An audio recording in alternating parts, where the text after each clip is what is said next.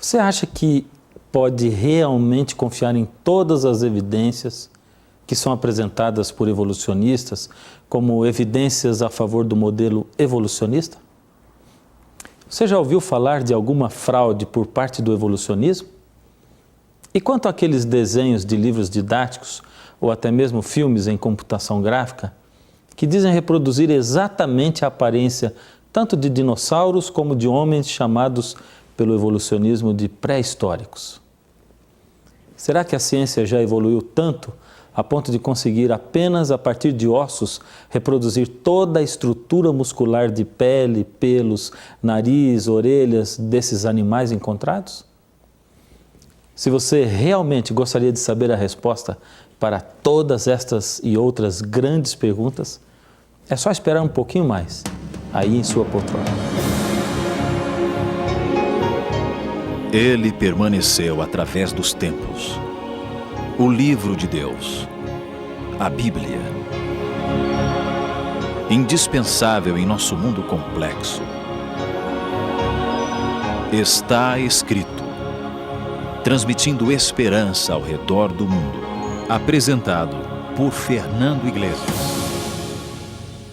Hoje, do Jardim do Éden ou do Jardim Zoológico? Nas últimas férias, minha esposa e eu fomos com os nossos 3 filhos para uma viagem ao Nordeste. Num dos dias, por volta da hora do almoço, nós fomos a um restaurante e lá nós conhecemos a Maria. Maria trabalhava de garçonete no restaurante.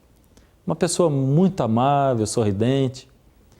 Naquele dia, antes de nós sairmos do hotel, havíamos orado juntos, pedindo a Deus que pusesse em contato conosco alguma pessoa que estivesse orando a Deus pedindo soluções para a sua vida ou uma prova da existência de Deus.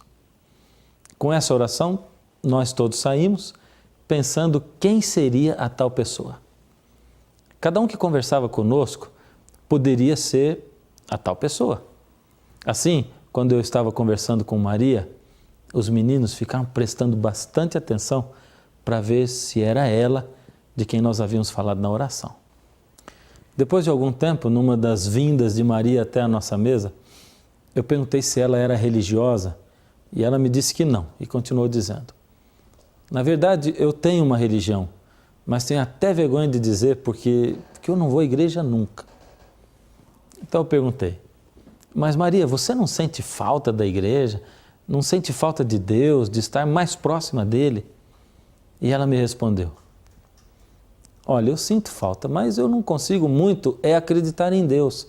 Será que Ele existe mesmo? Como é que eu vou acreditar na Bíblia se a televisão mostra que a ciência prova que a Bíblia está errada?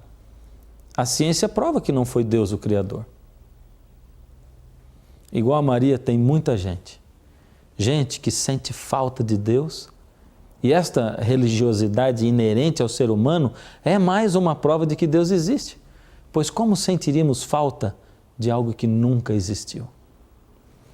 Mas voltando ao assunto, existe muita gente que sente falta de Deus, mas pensa que o que a televisão diz sobre evolucionismo é prova científica e que está provado que não foi Deus quem criou o mundo. Em primeiro lugar, é necessário ressaltar uma grande verdade: evolucionismo não é ciência. Para dizer a verdade, é errado até mesmo chamar o evolucionismo de teoria comprovada. Nos meios científicos, ele nem mesmo pode ser considerado teoria. Em segundo lugar, você sabia que um bom número dos grandes cientistas eram e são cristãos? Vou citar apenas alguns dos mais conhecidos: Nicolau Copérnico, Galileu Galilei, Blaise Pascal, Isaac Newton, Pasteur, Wernher von Braun e, como eu disse, há muitos outros. Veja só o que Einstein dizia, a frase é dele: a ciência sem religião é manca, e a religião sem a ciência é cega. Cada vez mais e mais cientistas, ao estudar o macro-universo e o micro-universo, a biologia, a perfeição do olho, da anatomia de um pássaro, acabam se convencendo de que estruturas tão fantásticas não poderiam ser produto do acaso. Repare, por exemplo, como os grupos vivos terrestres são muito diferentes uns dos outros. Vimos que os evolucionistas afirmam que os pássaros evoluíram dos répteis. Mas analise os fatos comigo e veja como seria impossível um pássaro evoluir de um réptil.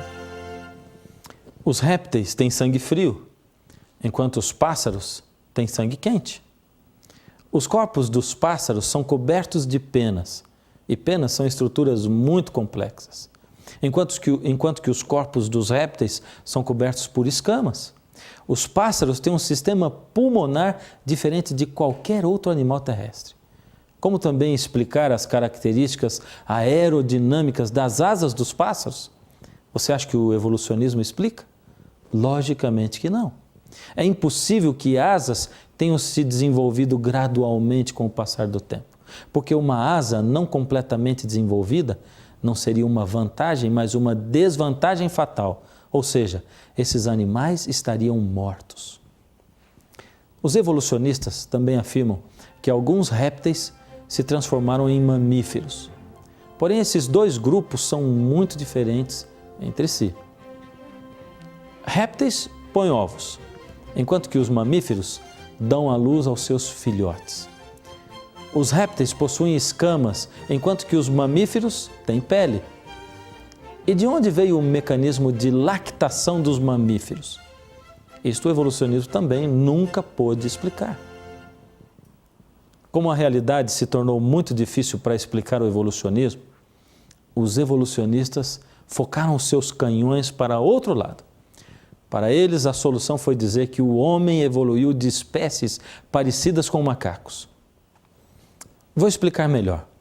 Você já sabe que não existem fósseis de animais que foram meio réptil, meio peixe, e nem de animais que foram meio réptil, meio mamíferos. Então, já que não há fósseis assim entre os animais, os evolucionistas começaram a reunir ossadas de diferentes tipos de macacos e intercalar entre as ossadas humanas que eles achavam. Sendo que até hoje já viveram 6.500 diferentes espécies de símios e que a maioria já é extinta, os crânios desses símios extintos se tornaram uma grande fonte para a imaginação fértil dos evolucionistas. Assim, pegam crânios de símios extintos, misturam com crânios de raças humanas extintas, colocam em disposição do menor para o maior e formam o cenário da dita evolução. Aí fazem da mesma maneira como fizeram com o selacanto. Começam a imaginar e desenhar as diferentes fases da evolução na qual acreditam. Em 1934, um paleontologista chamado Raymond Dart encontrou pela primeira vez uma espécie extinta de símio ou macaco, chamada Australopithecus. A partir daí, os evolucionistas começaram a dizer que essa espécie de macaco é parecida com o homem. Só que os evolucionistas se deparam com problemas enormes quando os cientistas comparam esqueletos de Australopithecus a de chimpanzés, pois é inegável que não existe qualquer diferença importante entre eles. Ou seja, ele era todinho chimpanzé. E agora? Bem, diante disto, os evolucionistas levantaram então a hipótese de que o Australopiteco caminhava ereto, ou seja, em seus dois pés, diferentemente dos outros símios. Contudo, quando dois anatomistas mundialmente renomados, Lord Solly Zuckerman e o professor Charles Oxnard, examinaram o Australopithecus, negaram totalmente esta afirmação, provando que era anatomicamente impossível que com aquela ossada animal em questão tivesse condições de andar ereto. A verdade é clara, o Australopithecus, tido como ancestral do homem pelos evolucionistas, é apenas uma espécie extinta de símios, de macaco. Existe também uma outra maneira de deturpação da verdade. Ou seja, além de tomar esqueletos de espécies extintas de macacos e nomeá-los como se fossem de homens que viveram há milhões de anos, pegam, por outro lado, esqueletos de raças extintas de seres humanos. Raças essas que tinham características um pouco diferentes da maioria de nós e dizem que eram de fases intermediárias dessa suposta evolução do homem. Fazem, inclusive, classificações imaginárias dessas outras categorias de esqueletos, que na verdade pertenciam a raças humanas extintas, inventando para elas nome como Homo erectus, Homo ergaster ou Homo sapiens arcaico. Aí você pode estar se perguntando, mas como ele pode afirmar com tanta segurança que são raças extintas de seres humanos? É fácil. A ciência sempre está a favor da Bíblia. Primeiro, quando esses fósseis são examinados, é visto que seus esqueletos são essencialmente iguais ao das pessoas que vivem hoje. Segundo, as únicas coisas diferentes são umas poucas diferenças estruturais em seus crânios, mas diferenças dessa natureza podem ser vistas em diferentes raças humanas que vivem ainda hoje na Terra. Terceiro, até famosos evolucionistas e paleontologistas, como um deles, respeitado evolucionista, paleontologista Richard Leakey, admitem que a diferença entre os crânios, classificados como Homo erectus, e os crânios dos homens modernos é apenas racial. Olha o que ele diz. Essas diferenças provavelmente são menos pronunciadas do que as que vemos hoje entre as atuais raças humanas. Diante de todos esses fatos científicos, a única defesa para os evolucionistas é fazerem muita propaganda. E como fazem? Pense bem, quantas vezes na sua vida você já assistiu a um programa na televisão que apresentasse tantos argumentos em favor do criacionismo como este, como está escrito? Ao contrário disso, a crença na evolução humana é imposta ao público por meio de desenhos imaginários que aparecem em publicações evolucionistas. Nesses desenhos, espécies com aparência simiesca de macacos aparecem em atividades próprias a atividades de seres humanos. Deste modo, é passada a impressão de que essas formas de transição meio homens, meio macacos realmente viveram no passado. Porém, tudo isso é puro engano. Eu sei que algumas vezes, quando você viu essas reconstituições computadorizadas, você se perguntou, mas será que a ciência evoluiu tanto a ponto de, a partir apenas de ossos de esqueletos, conseguir reconstruir músculos, lábios, pele, nariz, orelhas e até cabelos? E se você já se perguntou isso, saiba a resposta. O cabelo, a pele, o nariz, as orelhas, os lábios e outras características faciais de um ser vivo não podem ser determinadas a partir dos seus restos ósseos, do seu esqueleto. Os evolucionistas modelam os músculos que não deixam vestígio algum nos fósseis. Modelam para favorecer aos propósitos das suas teorias e produzirem reconstruções imaginárias para apresentá-los em congressos. Ernest Rutten, da Universidade Harvard, declara enfaticamente que esses desenhos não têm valor científico nenhum. Logicamente, a grande maioria, a maioria esmagadora dos evolucionistas é de gente sincera, gente que busca a resposta na ciência para suas perguntas interiores. Mas, infelizmente, como em toda parte, há também alguns evolucionistas sem escrúpulos, que se envolvem não apenas com desenhos e modelos enganosos, mas que algumas vezes cometem fraudes terríveis, que poderiam ser classificadas até como crime de falsificação. Você gostaria de conhecer duas dessas fraudes produzidas por evolucionistas sem escrúpulos, que forjaram provas falsas apenas com a vontade de conseguirem fama e glória? A primeira e mais famosa dessas fraudes é o fóssil de Piltdown, apresentado na Inglaterra ainda em 1912 por um evolucionista chamado Charles Dawson. Esse fóssil foi apresentado como a forma de transição mais importante entre o macaco e o homem e foi exibido em museus por mais de 30 anos. Dá para imaginar? Durante mais de 30 anos, quantas pessoas foram enganadas, pensando que tinham uma evidência de um elo perdido e de que não existe mesmo um Criador.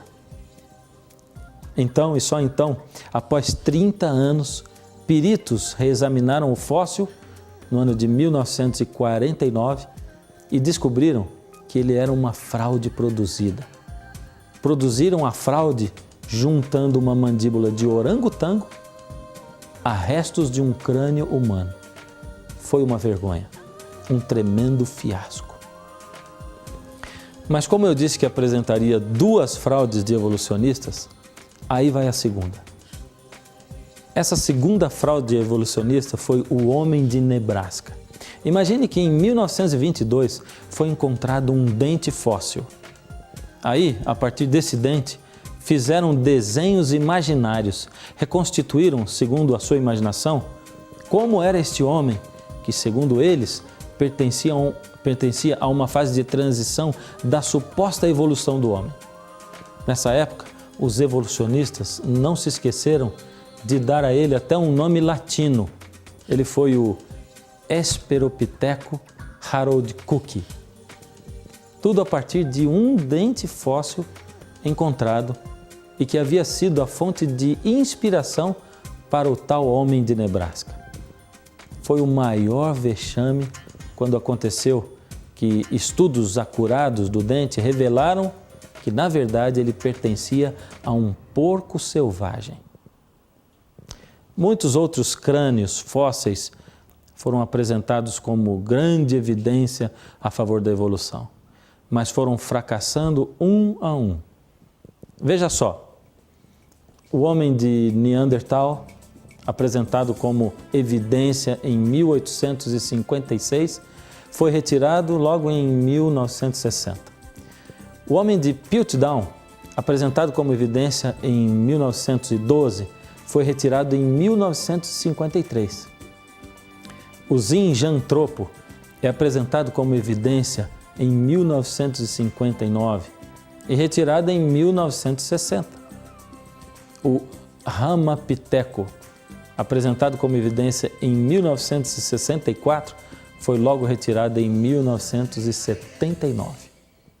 E mesmo assim, estes crânios ainda são muitas vezes maldosamente apresentados para o público através da mídia em alguns livros, textos evolucionistas, como se fossem fatos científicos. Como você vê, nós todos temos muitos motivos para duvidar de tudo isso que é apresentado com alarde pela mídia, como sendo evidência científica da evolução. E o que acontece é que, por nós não termos tanto acesso à informação e à realidade, uma grande parte da sociedade, em muitos países, pensa que a evolução é um fato comprovado. Você está surpreso com tudo isto? Não fique surpreso. Tome uma atitude. E que atitude você deveria tomar? Se eu posso sugerir, se você é simpatizante do evolucionismo, você poderia, pelo menos, questionar as suas bases. Talvez você seja até um daqueles que sempre rejeitou mesmo a simples ideia de pegar em suas mãos uma Bíblia. Então, se você é um desses, que tal reconsiderar as suas ideias e os seus valores? É lógico que nas religiões existem também muitos falsos mestres, muitos falsificadores de milagres, de evidências, mas você também vai encontrar muitos sinceros, que buscam na palavra de Deus a verdade. E você irá pasmar com o tanto de sabedoria, história, verdade e ciência que existe dentro das Escrituras. E o que você vai fazer quando outras evidências alarmistas aparecerem em alguma revista ou programa de TV? Vai estar pronto para acreditar ou vai pelo menos questionar primeiro? A verdade que os evolucionistas têm tentado tão fortemente negar permanece acima de contestação. E a verdade é esta: as espécies apareceram de repente, perfeitas sobre a terra. Isto é, elas foram criadas. O divino Criador, que governa sobre toda a natureza, criou todas as espécies de seres de modo perfeito. Esse divino Criador é Deus, o único e poderoso Senhor dos céus e da terra. Se você sempre duvidou da existência de um Deus assim e precisa de ajuda para, quem sabe, simplesmente começar a estudá-lo sem medo, tenha coragem de não sair da sala até que eu termine a minha oração. Eu quero desafiar você a ficar aí até o fim, pois se esse Deus Criador existe mesmo, eu vou orar por você. E enquanto eu oro, você vai sentir o toque do Espírito Santo de Deus. Só você irá senti-lo. E quando você sentir, saberá que Deus realmente está convidando você para conversar. Então tome coragem, faça contato conosco e nós iremos ajudá-lo a estudar a Bíblia. Lembre-se, Deus não quer trocar nada com você.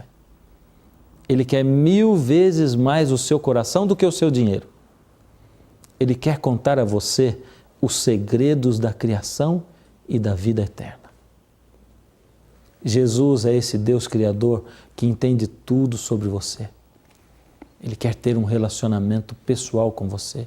É Ele quem diz aqui em Apocalipse, no capítulo 3, o verso 20. Apocalipse 3, 20. Eis que estou à porta e bato. Se alguém ouvir a minha voz e abrir a porta, entrarei em sua casa e cearei com ele, e ele comigo. Deus tem um plano em cada criatura. Aos astros Ele dá o céu.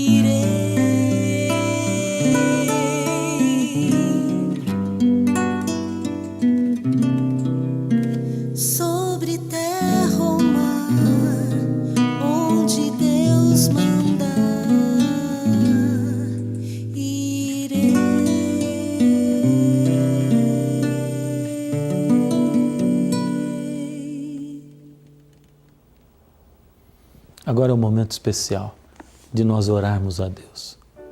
Incline a sua fronte.